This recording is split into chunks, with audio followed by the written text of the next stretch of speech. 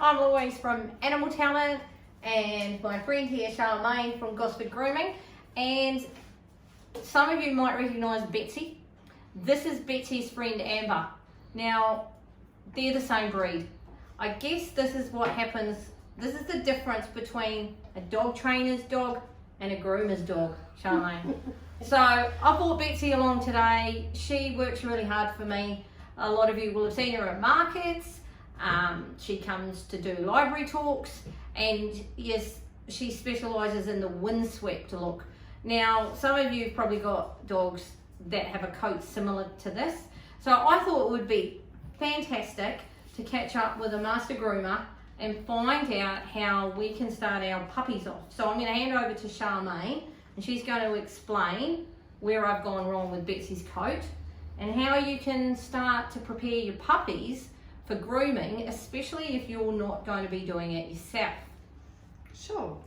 Well, the first thing that a puppy needs to get used to is used to being handled, and then also learning to stand still on the table. But I thought we'd demonstrate how to do some brushing and combing of a dog. And I tend to find that if we start with the on the lower, start from below, on the bottom of the leg, and brush a bit out, and gradually pull a little bit more hair out each time, and creep up the leg. So you're just feeding out a little bit more hair Each as you go. time. Yep. Yeah.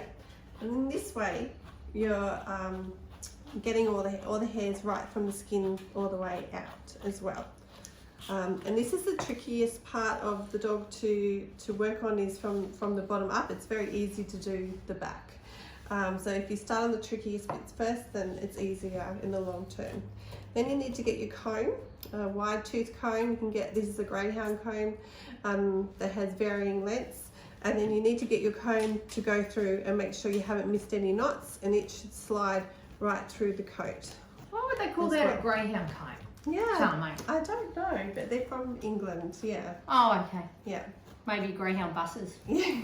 I don't know. Greyhounds, you wouldn't have thought it needed a comb. That's I would have thought of a damp cloth. There you go. Yeah. Now, I'd just like to point out that Betsy at the moment has been groomed once a month. That's correct. So like, that's what I've been doing once a month to maintain her like that. Is that enough? Well, Betsy, as long as she hasn't got any knots, then that's fine. You can have a dog that can look nice and shaggy and long, but if they haven't got mats or any major knotting, then they're comfortable and that's all fine. Yeah. Doesn't have to be stylised quite like Amber. But it is pretty spectacular, isn't it? Yeah. So around the ears, look, you can see here on Betsy that around the ears is a bit of a trouble spot. Yes. And the back of the pants. Okay. You know, under there. Yeah. So with the ears are always moving around a lot, with them listening and hearing and moving, and because they've got flaps. So it is important to brush on the top of the ear, as well as flip the ear over, keeping the ear flat along your palm of your hand, and brush the inside as well. And remember, once you've brushed and separated all those hairs, you then need to get your comb and make sure you've got all those knots out. And let's just say this is a knot that we've come across that we can't get out with the brush or the comb. You would then turn the comb around and hold the base of the hair and splice it with one tooth of the comb to loosen it up, and do a little bit more brushing. If it was still a bit more persistent, you would try and apply some detangling spray. I think Betsy needs some detangling. See, it looks all nice and fluffy. Doesn't make a difference, just a few minutes. Yeah. And I guess you can pick, you know, one of those spots, just work on that. Yes, so Why sometimes, so with puppies especially, if you can just do one leg one night, one other leg another night, just do whatever the dog's tolerant to do. Give them a treat after grooming as well, so they associate it being a good thing. Yeah. That's awesome. I can't wait until Betsy looks like Amber.